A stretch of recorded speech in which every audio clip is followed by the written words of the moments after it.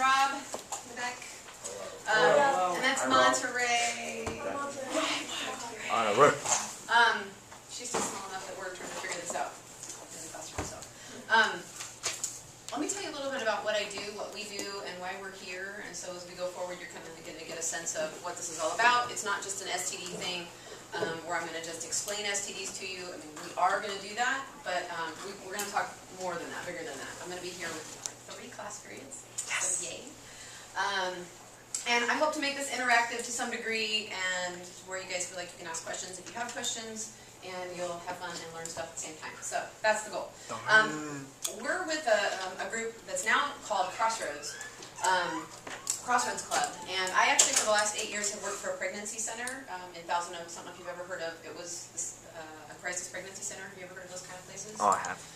So there's one here in Thousand Oaks now called the Conejo Pregnancy Center. We also work with another one in Simi Valley, and there's quite a few around the area.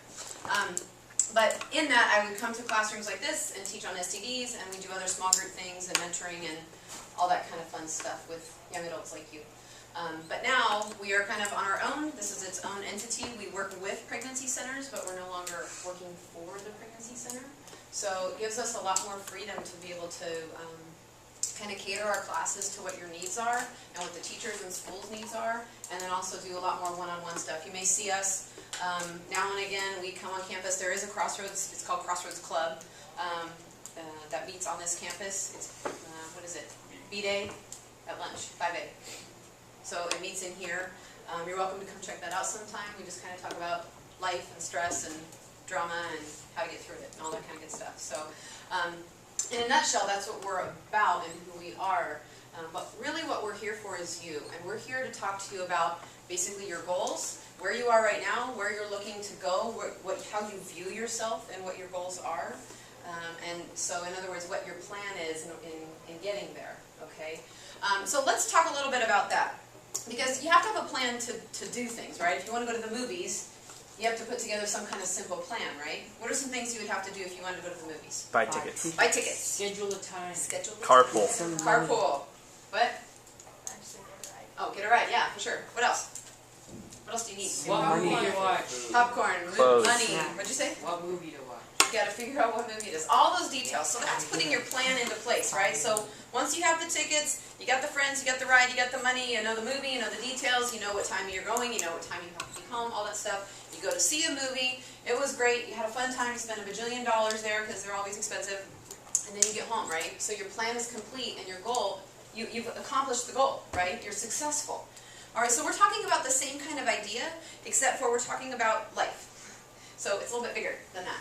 And so we're going to think of this in like the idea of a timeline, right? So you guys are sophomores. We're going through high school. You got, after this year, 2 more years, okay? Then you got what would be going on after that, right? So let me ask you a couple of questions to just see where you guys are at. How many of you are already thinking that you're going to go to college? Okay, pretty much everybody. How many of you have in mind what college or university you want to go to, or at least you want to apply? You have some ideas there. Okay, good. Remember, there's no right or wrong to any of this stuff. This is about you guys, okay? I'm just kind of getting the wheels turning. How many of you know what you want to study, or what kind of career you want to have, or what you want to be doing? Cool. Okay, nice. How many of you want to travel after high school and college, stuff like that? You want to spend some time traveling? Okay, cool. Nice. Anybody want to be in the military? Okay, that's fine. Sometimes that plays into this a little bit too. How many of you think that down the road you maybe want to be married and have a family? Okay, all right, so that's a goal for some of you. I know it's like, you know, way down there, right? So, when we're thinking about that, with our timeline, what we have here is, oh, what a crying baby. What we have here is, right now, where we're starting, okay, and this timeline is going to go this way. So, through high school, graduation, college time, so that 18, 19 to 23, 24, 25, depending on what kind of program you're in, how many years it's going to take, all that kind of stuff, and then maybe a few years after that. All right, so at the very least, we're talking about 10 years of your life, 10 to 12 years of your life. Okay, now, in that time frame, in that 10 to 12 year time frame, how many of you are thinking, because some of you said, you know, down the road you would like to have, be married and have a family. How many of you are thinking that maybe by the time you're 17, you want to go ahead and get that started? You want to have a kid by the time you're 17. That's like part of the plan. Oh, yeah. What? just checking, all right. How many of you are thinking that by the time you're, let's say, 21 years old, okay, by the time you're 21, you have at least have had at least 2 sexually transmitted infection. One of those is viral, which means it's never going to go away. How many of you that's part of your plan? Die. Like, what? She teaching? Okay, here's what we got to talk about, you guys. And you need to write this down. By the time you guys graduate, and this is a statistic, so I'm not speaking specifically about you or this particular class, but statistically speaking, by the time you graduate, 25% of you will already have a sexually transmitted infection. Oh. Okay, and that's just out of high school. That's by age 19. All right? So what do we got here? 2, 4, 6, 8, 10, 12, 14, 15 of you in here. Okay? That's a lot. So if you can count myself, that'd be 4 of you. All right, just out of this small group. All right? Plus, we also know that, especially with what we see on TV and with the media and shows and stuff like that, we definitely have a lot of teen moms. Okay, so we know it's a reality. 16 and pregnant. Okay, yeah, 16 and pregnant. Aren't they having a younger one now? 15. Yeah. So I mean, it's like, is this a prize now that we just make it younger and younger to make it more exciting? Like, yeah, but think about what it is they're promoting, what they're talking about here. Okay. All right. So if those aren't your goals, then what you have to take a look at, if it's happening to this many people, all right, and with the girls, as far as pregnancy is concerned, you want to write this down too. 2,500 girls get pregnant every single day across the United States. Wow. All right. So 2,500. So that means that 2,500 guys just became a dad. And these 2 young individuals have huge decisions to make. Okay, yeah. Where are they gonna get pregnant? Like that one? You say? Just across the United States. Oh. Yes. These are, most of the stuff Home is run. national stats. Okay, but when you track it across the country and then break it down to the states and then even into the county and city levels, we're pretty much right on track with all the national statistics and the trends as far as increase and stuff like that in our area. So it follows along pretty well, unfortunately. All right, so if that's not your goal, we got to talk about how we're not going to make that happen. Okay, because I can pretty much guarantee you those people who have gotten a sexually transmitted infection by the time they were in college or even in high school, or those young people who have had a baby while they're in high school or gotten pregnant while they're in high school and had to deal with those kinds of things, that wasn't part of their plan either. Okay? For the general person, that's not part of the plan. All right? So I want you guys to be really thinking about what your goals are and how important is that to you as you're thinking about all the choices that you make on a regular basis. All right? Because that's really what this is all about. Let me see if this works. Dorian. On. What do you say? Dorian. And like. You just press the arrow. Dorian. What? So press the screen. Dude, it's gonna be Press the screen. I'm catching up there. This? Yeah. Next. So cool. All right, sweet. All right, so with knowledge comes responsibility. And what that means, you guys, is when you have information, when you have facts and knowledge about stuff, you have a responsibility to that information. So for you guys, what that means is you're definitely going to be quizzed on this material. I'll do the best that I can to say, if I say write this down, you better believe it's going to be on the quiz. Okay, or it's important at the very least. But some of you, I think, as we're going through this material, okay, you're going to be in your mind going, I know someone like that. You know, I have a friend who this reminds me of. I have a family member that this is their story, this is their deal. You might even be thinking about yourself as far as just what you're thinking about and the choices that you're making and the people that you watch at school and what you're observing and all those kinds of things. All right? So we got to take a look at it from that perspective as well. Now, in the Bible, in the book of Hosea, chapter 4, verse 6, it says, "My people are destroyed for lack of knowledge." All right? Now, we know back then what they're talking about is the Israelites. Okay? And basically, they kept making poor choices, right? God would say, do this and you'll be blessed. If you don't do this, then bad things are going to happen to you, right? And they kept doing the don't do this part, right? And so all sorts of destruction was coming their way. You guys, I think that this verse is still so current for us today in different contexts, okay? Because we really don't want to know. We don't want to have the knowledge. We don't want to be thinking about the fact that there's that many infections out there. We don't really want to be thinking about the risks that are involved with sexual activity. Not just physical, too. okay? And so we're kind of walking around like this, you know, as far as life is concerned. You know, I just really don't want to know. I don't want to think about what the struggles might be. I don't really want to think about what might happen to me, that kind of stuff. And what we're facing is, when we walk around like this, we're going to run into stuff. Do you have a question? Just checking. So we have to kind of keep that in mind too, all right? And we're going to talk about the media today a little bit. And I think we can see really simple examples of this, even as quickly as at the grocery store, okay? And I want you guys to, next time you go to the grocery store, all right, check this out and think about this. When you go to get something, buy something, and you go to check out, right? You're in the checkout stand, you're waiting, somebody's got a bajillion coupons, and you're like, Oh my. this is the express lane, all right? But what's around you? You've got candy, you've got gum, you've got mints, and what? Coupons. Magazines. Right? You've got magazines, okay? So next time you're at the grocery store, I want you to just scan the magazines. Like, visually just scan them. You don't have to pick them up, you don't have to read them, you don't have to buy them, just the covers, okay? Take a look at what's on the covers and what catches your eye, what stands out. And what we're seeing, what you'll see and you'll notice, especially if you do it from week to week, because they change weekly, is this roller coaster, right, of drama, of things that people are going through, okay? And so we'll talk about that a little bit more. I have one example in here that we might get to today. So, okay, I got one super cheesy slide. They might have other cheesy slides, but this is the super cheesy slide. It says, we're all different, and that's okay. All right, now, what I want you to know about this is more for me to tell you, okay? I want you to know that I get that we're all different, and you don't have to think like I think, okay? I don't expect you to be like me. I don't expect you to be a cookie cutter, right? You fit into the mold, all right? I'm not here to judge you. I'm not here to place my judgment on you. I'm here to give you information. Okay, the other thing I'm not here to do is to tell you what to do, especially about this topic. All right, how many of you guys feel like you get talked to about this kind of stuff a lot and you're like, okay, I'm like so done with this topic? Be real. Okay, right. Now, how many of you really love being told what to do? Like you want me to tell you how to run your life? Yeah, please! Yeah. No, seriously though. You know, you guys are getting more independent, you're older, you're able to make wise decisions, you're able to make choices about what you want to do, and who you want to be, where you want to go, and who you want to hang out with, and all these different kinds of things. Alright? You don't need me to tell you what to do. Okay, when it comes to this topic, if I'm going to say, don't do this, and don't do that, and don't do this, and whatever, whatever. Alright, and that's all I'm going to do, and then I'm going to walk out, what's the first thing that's going to be on your mind? What to do? Yep, win.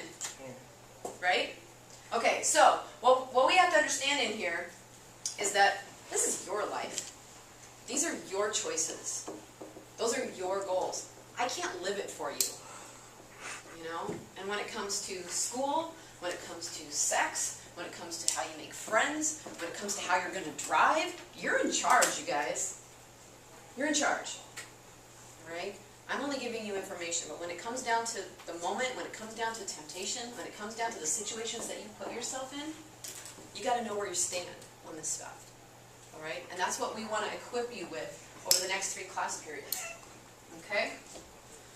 Okay, so what are some of the reasons that we're told to not have sex, or at least not have sex in high school? STDs. What'd you say? Babies. Risk of babies. You're not married. You're not married. What's it called? STDs. STDs? What? The Bible. The Bible. Anything else? Anybody over here want to add to that? What are some other reasons that you might be told to wait? Yeah. You're not well off, or you don't have any income, you're not financially well off. Income. Yeah. You don't have the means, the ability to care for yourself all by yourself, let alone a baby, right? Or something else like that. Yeah, or a relationship, or all this other stuff. Okay, so those are great reasons. Now, what I want you to notice about what you said in those responses is they weren't just physical things. Okay? It's not just about the risk of babies, and it's not just about getting a sexually transmitted infection, right? There's emotional stuff. There's faith-based stuff, okay? There's just financial. There's the means of these kinds of things, all right? So we're going to kind of hit all those different topics, all right? What I want you to recognize is you're more than a physical being. This is health class. You guys have talked about this. You did the health triangle, right? Mental, emotional, physical, spiritual, social, and then environmental. We're adding that one too. That means what are our surroundings like? What's our culture like? What's that? Okay, you know what I'm saying though? Okay, so we have to take a look at all those parts because that's what makes up who you are and how we make decisions, okay? Not just the physical stuff. So, we're going to start off by talking about the most misunderstood word in the English language. What do you think that might be? Damn. Sex. Love, sex. You guys are awesome. Check this out. Bam! Sex and love. Ooh. Yee. I feel like I'm on a game show. Chris, get off it. Touching the thing, you know? Like, I get to like turn over all the letters and then be like, wow, who wins? It's kind of weird. Sex and love. Now, these are my quick definitions. All right? Sex equals plumbing and love equals question mark. All right? And what I mean by that, in those just generic kind of picture ideas, is sex is something that you can physically do. It's a function of the body, right? But it's describable. I can define that. Okay? If I told you there was a leaky faucet here on campus, all right? And as a group, we're going to go fix it today. Okay? I brought the Idiot's Guide to Plumbing in my little fancy star bag. All right? We're going to go fix that. You guys, even if we've never dealt with plumbing before, there's enough brains and enough muscle in this classroom, we'll get the job done. We'll figure it out. Okay? And that's just like sex. I can explain how it works in less than 3 minutes. You're totally going to get the concept, and it's not really going to change. Okay? But love, on the other hand, you guys, is really complicated. All right? We have a lot of mixed messages about what love really is. You know what I'm saying? Which means we don't apply it the same way as each other. You guys have all learned love differently at home. Okay? You've learned how to handle it, you've learned what it looks like, you learned how to display it in different ways. Okay? So you learn that at home, you come to school, and then you see all these different examples of, you know, what love looks like, what friendship looks like, all these different details, and you're going, whoa, that's not what we do. Whoa, that's not how we treat each other at home. Whoa, what's all that about? Whoa, wow, that's in public. You know, all these different things, whatever's going on. All right, and we get mixed messages. So we got to break it down a little bit so that you actually can stop and think, what is it that I really want? Okay, and does my life match that? Okay, so now I want to say this too before I get to this verse. Okay, I'm a Christian. I want you to know I'm a Christian. I'm not just wearing a cross because it's jewelry.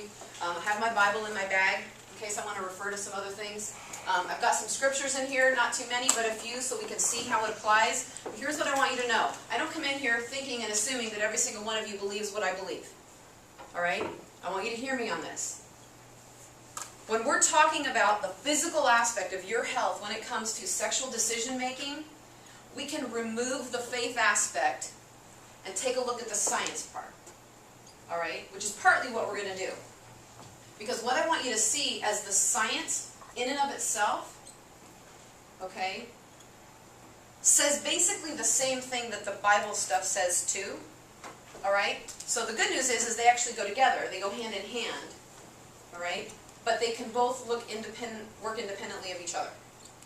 All right? So if you're just looking at me going, oh, she's going with this Christian stuff, oh, and this whole abstinence thing, oh, you know, whatever, I heard all this stuff before, I want you to stop for today and just say, maybe I want to take a look at this in a little bit different fashion.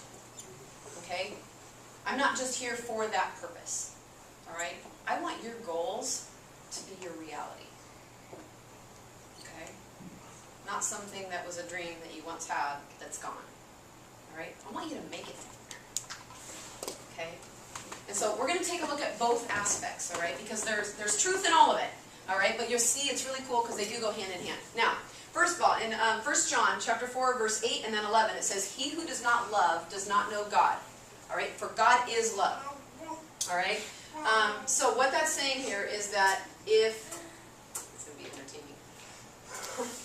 If you don't love, right? If you don't know what love is, because we just talked about it being really mixed messages, right? If you don't know what love really is all about, that means you can't really understand who God is. Okay? So we can have difficulty in having a relationship with God, or difficulty in even wanting a relationship with God, or believing that there might be a God, because we have all this thing of, well, love's a joke. Okay? So we have to break that part down too. Okay? Because in the second part it says, beloved, if God so loved us, then we also ought to love one another. What it's saying is, God's saying, okay, I've loved you in this particular way, but now since I've done that, I want you to take that kind of love and love someone else that same way. I want you to use that same example to show that to others. Okay? You guys, God is love. Alright? Now, that's hard for us to comprehend, because we're humans and we aren't love. Okay? We can love, we can choose to love, but we aren't love. Okay? And one of the best descriptions I've ever heard of this is, if you would think, okay, I am a woman, my husband is a man, okay, and that's an is active statement. Okay, so as I am a woman, God is love. Okay? It's who He is. Alright? So we have to think that way about Him, not just that it's something that He can do. Alright? Which is a little bit different. Because He's asking us to do something that's really difficult, actually. Alright? Now, I do want you to know, I want you to know how to really love someone. I want you to know what real love looks like. Okay? If someone says, I love you, do they have to mean it? No. They sure don't. Okay? And especially if I want something from you, right? If I want something from you, those are really easy words for me to say. You know what I'm talking about? And the other thing we got to kind of talk about here is, when we're talking about love relationships now, I'm not just talking about sexual relationships. Okay? I'm talking about your very best friend. I'm talking about awesome friendships. I'm talking about family relationships. Okay? I'm talking about a teacher or a coach or a mentor or somebody that you respect and you admire and you look up to them. Alright? These are the majority of your love relationships that you're going to have in your life. Okay? It's not just the sexual stuff. We just kind of jump to that because that's just what instantly comes to mind. Alright? That's actually in the minority as far as all the different relationships that you're going to have in your life. Okay, so we're going to focus on the big stuff that ultimately that's supposed to kind of get towards those key relationships. Alright? Now, I'm going to write on the board. Sweet. Okay. I'm going to need some feedback from you guys. I'm going to put 2 categories up here. Love is, this is our first category, we'll do another one in a minute. 2. Alright, now what I need from you, because this is the cool part, I want to show you that you actually already know what real love looks like. You already know. Okay, this is not something I'm teaching you. We're just pulling out all the, the extras. Alright, so you're just talking about that love thing. Okay, so what I want from you is not a definition of love, but I want you to give me characteristics or qualities of what you would want to find in a really good friend. What would they look like? I need 5 or 6 words. What would that look like to you? Yeah. Trust. Trust. Okay. Here. Loyalty. Loyal. Yep. What else? How do you want to be treated? Kind. Kind? Yeah, what else? You said a couple of these words, probably. Nice. Nice. You want to be treated with what? It's the same Respect. Respect. So nice. Respect. Anything else? How do you want your friends to be? Honest. Honest. Cool. Good. Alright. We'll go with that. You got 6 words. There's 6 different words. They have different definitions. Those are kind of close. Similar words, though. Alright, but you can see that they go together. In other words, they have similar qualities that if I told you that described my best friend, you'd say I had a really good friend. If you told me that described your best friend, someone that you totally trusted, they were really honest with you, and you learn that over time, right? Because I can tell you I'm honest, and you're going to pay attention to see if I really am honest or not, you know what I'm saying? Okay, so you knew you could trust them. They were loyal. They've been with you through a lot of stuff, just life and stuff, whatever, okay? They're kind, they're nice, not just to you, they're nice to other people. They're respectful of themselves, they're respectful of others, they're respectful of property, they're respectful to their parents. You can see it, okay? Hang on to them. That's what I'd tell you. All right, now, we got the second category here. Love isn't. So if this is what it's supposed to look like, then what's it not supposed to look like? Abuse. Abuse. Good. So when we say abuse, though, we're talking about all forms of abuse, right? Physical abuse, sexual abuse, and mental emotional abuse, right? What else? Demanding. Disrespect. Betrayal. Disrespect. I like betrayal. That's fun. Betrayal. What else?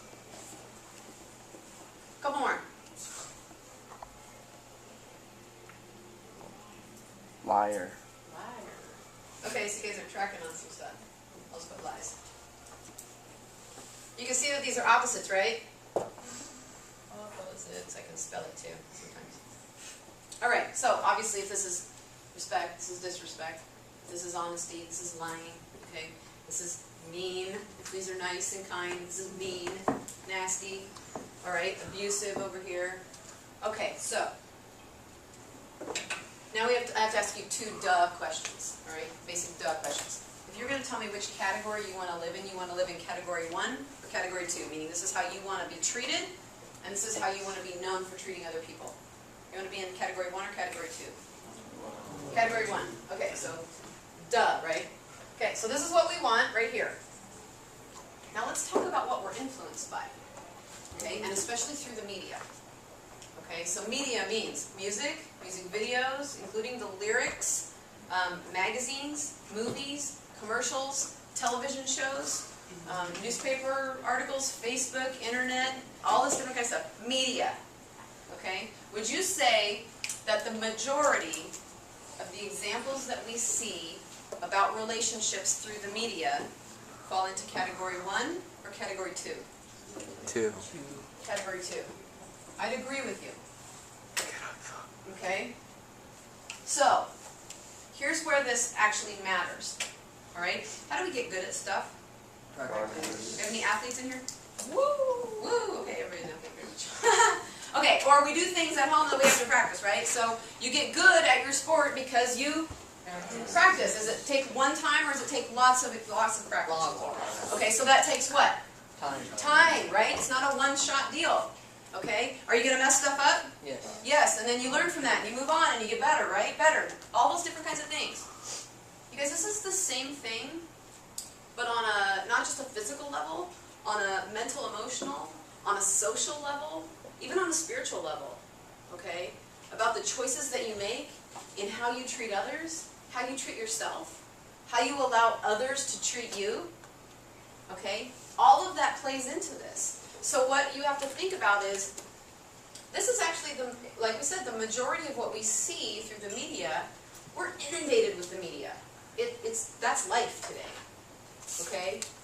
So what you have to think about is, if this is what you want, but this is what you see all the time, that means this is the stuff that we're getting all the good examples on how to do it right. You guys tracking with me on that? Okay? We're going to learn how to be trustworthy, because we don't watch people be trustworthy. You know? We watch people lie to get out of trouble because that seems easier at the moment. So when we get faced with a situation, man, that's tough. That takes practice. You know? To genuinely deal with that stuff. To be nice to people who aren't nice to you, that's like a joke. You know? Yeah, this is really what we're talking about in this love deal. Okay? Now, let me just show you this really quick. We're talking about the media. You know, this is an example from the magazine thing I was talking to you guys about, okay? So when you go to the grocery store, what jumps out at you when you see that? Heart attack. I don't say heart attack, it's heartbreak. Heartbreak! Okay? See, can you guys, I don't know if you can even read the other stuff, it's kind of small. We got teen mom, so that's one thing, right? We're talking about a teen mom here. Take me back. Who's What's Madonna's that? boyfriend? Take me back, yeah, take me back. So we got broken relationships, going back together, all this other stuff. Mark and J-Lo, they're reuniting again, just for the kids. Okay, we've got all these different, yeah, Madonna's boyfriend's telling everything. Great. Alright? So, and there was some awesome ones last night. I was at the store yesterday, and my phone was being annoying, not taking pictures. So, there's some good ones out there right now. Alright, but this is what I'm talking about, where we see this. Okay? With just life drama and stuff. Okay, here's a couple of my quick examples. You have some of these on here. Alright? But the one I want to point out to you is the last one where it says, for everyone. Okay? I don't care if you're a guy or a girl, and I don't care if you want to admit this to me or anybody else on the planet. Right? Every single one of you in this room wants to be loved. Plain and simple. It's that straightforward. We all have that in common. Okay? Not only do you want to be loved, you have a desire to love someone else. It's built in. That's human nature. Okay? We want someone, and remember, we're not just talking about sexual stuff. We're talking about, I want someone to hang out with after class. You know? I want someone to hang out with and text and find at lunch and do stuff with on the weekends, and, you know, a friend on my team that I play, and on the sport that I play, and, you know, we want to be loved. We want to be able to express love to someone else. That might mean taking your little brother, sister, little cousin, little somebody, little baby, you know, to the park or to Chuck E. Cheese. That's like love. You know what I'm saying? Taking Chuck E. Cheese is love. Spending time with someone, okay? And then other similar list words. You guys had some of these things on here too. Jealous, rude, selfish, self-serving. Lust, all right? You've heard that word before. Lust is about what can I get, okay? Whereas love is about giving, all right? Which is what we're going to be focusing on. Boastful, it means bragging, embarrassing, demanding, you had that. Dishonest, you had that too. Okay, so what we're going to talk about, and you definitely need to write these down, through 3 different types of love. Okay? This is probably not brand new information for you guys. That's a good thing. Okay? These are 3 Greek words. Okay? Now, in the Greek culture, they had more than one word for love, the word love, okay? Because we say love, but I'll tell you that I love a strawberry. Right? I love strawberries. I love my iPod. Okay? I love pizza. I think I just love food in general. Alright? But I love my husband, I love my family, you know? So what I'm sending you is mixed messages, because I'm using one word for things that totally can't be compared. Okay? And in the Greek culture, this is ancient Greek culture, they knew that you couldn't put love, as we know in a relationship, on an object. Alright? So they had a different word for that. And that first word that you need to know, and the things that go with it, 3 things, is eros love. Eros love was meant to be a selfish kind of love that was intended for objects only.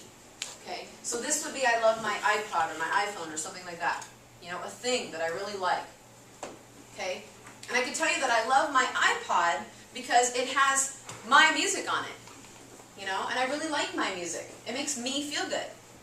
Okay? And I can listen to it whenever I want to. Right? But that's all about me, myself, and I. You know what I'm saying? And it's just a thing. So that means if I don't want to use my iPod for the day, I can just leave it at home. I can chuck it in my bag. I can leave it in the car. It doesn't really matter what I do with it. I don't really care. You know what I'm saying? But what we have to understand is this is the highest form of love that we see in our culture today. Okay, this eros kind of love. This is this. This is what we're shown as example. Okay, is this eros kind of love where I'm taking you as a human being that has value just because you're alive, and I'm making you equivalent to hanging out with my friends and having pizza after school. Okay? Doesn't matter whether I really do it or not, no big deal. Take it or leave it. Okay? Instead of ascribing that value that you guys have, okay, that intrinsic value that is on your life. All right, we also can understand it, just this picture, is the idea of the kind of love that a newborn would have for mom or dad. Okay, so not that a newborn is comprehending or actually thinking these things, but just we can watch in the behavior. Does a newborn care when they cry if it's 2 o'clock in the morning? Mm-hmm. Would they care if their mom or dad is only 15 or 16 years old? Mm-hmm. Nope, they sure don't. Okay, that's because in their world it's all about them. Right? Definitely all about them. Now, the second kind of love, and what you need to know about it, is called agape. This one I'm quite sure you've heard before. Now, agape is the exact opposite of what eros love is. Okay? So instead of being selfish, it's selfless. Okay? This is that interaction people love. Okay? This is about you guys now. Okay? So if it's the opposite, then instead of newborn loving mom and dad, this is now mom or dad loving on that newborn, right? This is mom or dad going in there at 2 o'clock in the morning, and they don't go in there and say, I told you breakfast is at 6:30. Can't take these 2 o'clock meetings anymore. Okay? No. At 2 o'clock in the morning, if that's when that baby's up, man, mom or dad are there. At that moment, that baby's the most important person on the planet. Okay? It's not about me. Right? Now we're getting into where it's about you. Alright? The reasons why we're here, the reasons why we come teach this stuff, is not about me. This is about you. Okay? I want you to understand that. Now, there's one word I want you to associate with this, and you definitely should write this down. It's unconditional. Alright? This is what you would understand is that unconditional love. Okay, what does unconditional mean? Never ending. Never ending. Yep. What else? No matter what. Hang on. What? Like you do something bad, like that person will like forgive you. Yeah. If you do something bad, even if you do something bad on purpose, that person is going to forgive you, right? There's forgiveness in it. What were you going to add? Like nothing can stop it. Nothing can stop it. Never ending, right? No condition. Exactly, exactly. Okay, so this is that idea here. Now, the third one. This is where we're going to kind of tie this all in together here and set us up for everything we're going to do in the next 2 class periods. Now, phileo is the third word. Okay. Phileo, similar to that agape kind of love, that selfless human interaction kind of love, but this is a mutual kind of love. Okay? Or you might hear of it as a family kind of brotherly type of love, right? You know the word Philadelphia, city of brotherly love? Philadelphia, the root word is coming out of this phileo term, part of it is. Okay? But the thing that you want to focus on is that it's a mutual love. So if it's mutual, that means what? You get it back. The baby loves you back. Yeah, the baby or the person, the friend, whatever. Yeah, it means it goes both ways. Exactly. Okay? So, this mutual idea, what we've created here is a safe environment. Okay? So if I have a friend, okay, let's just talk about one of my friends. Say I have a really good friend, and I would tell you that I love this friend. Okay? It means I'd do anything for this person. If they needed something, I'm going to be there. Okay? And they're the same way with me. Okay? If I have this kind of a relationship with them, and I feel like I can talk to them and share stuff with them, we have this safe environment where I can let my guard down now. You know what I mean? I can really be me, even on like my bad days. And they're not going to care. They might care, but they're going to forgive me. Especially if I'm mean to them. Right? This is really what we're looking for, you guys. We're looking for that relationship where you can let your guard down, where you can be yourself, where you don't have to be fake. You know what I'm talking about? You really be you. It's not going to be something people are going to talk about in the locker room the next day. Alright, that's the whole idea there. That's the whole picture. Alright? Because we have a trust, we have a bond, we feel safe. Okay? Now, we got to talk about this safe term. Alright? This will be the last part we'll talk about today. We have to talk about this safe term. Alright? Because when I feel safe, and I let my guard down, I'm letting you in. Right? I'm letting you into more of me. Okay? And we run into trouble because we start feeling safe with people before we probably should. And when we think about safe sex, we've heard of that term, we're still thinking about that safe idea. Yeah, when we think culturally, what we think of is what? Trojan. Trojan, you know it. Okay? We think of condoms. Okay? So let's talk about this. We're going to break this down.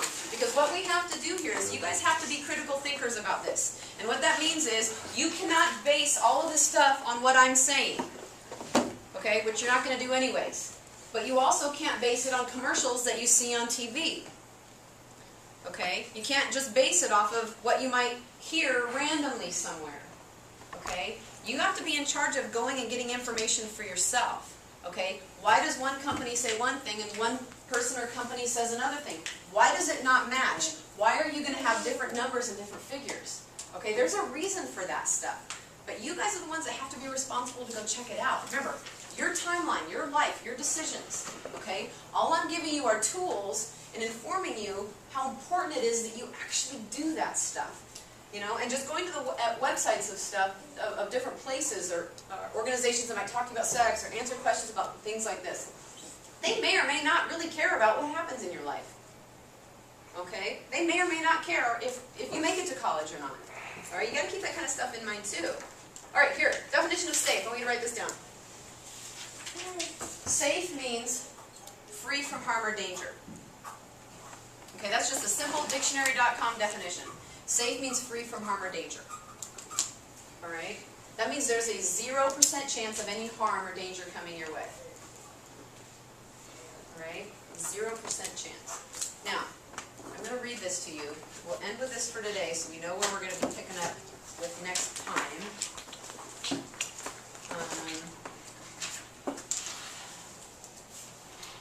Oh yeah. Here's what I want you to know about condom use. 1 in 6 couples who use condoms as a regular form of birth control get pregnant in the course of a year. Okay, it's about 15%, 15 to 18% is what the numbers are. Okay, high school students, it's more like 1 in 5. All right, so that's about 20%. Okay, it's higher with high school students because high school students don't use condoms consistently, which means all the time, and they don't always use them correctly.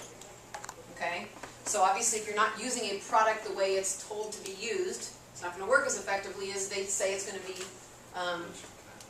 effective, I guess. All right, and the other thing you might notice in that is some of you may have heard in commercials or in advertising different things that condoms will work up to 99% of the time. Have any of you guys heard that before?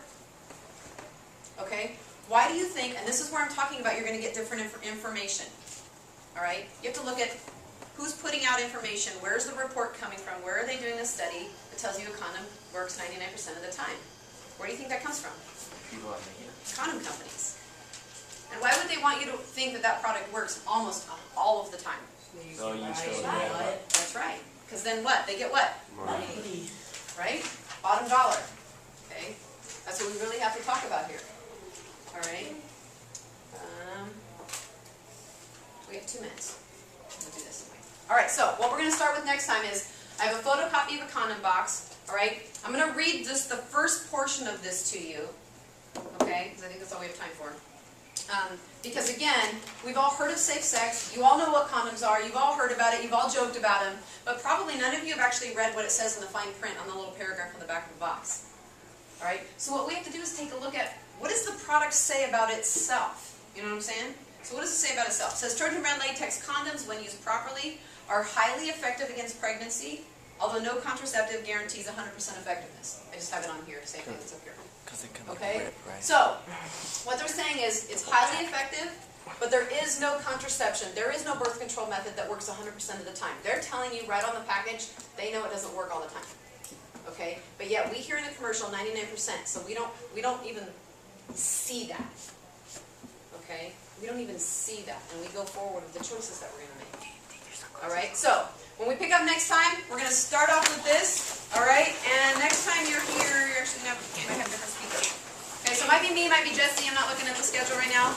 All right, so bring your notes back.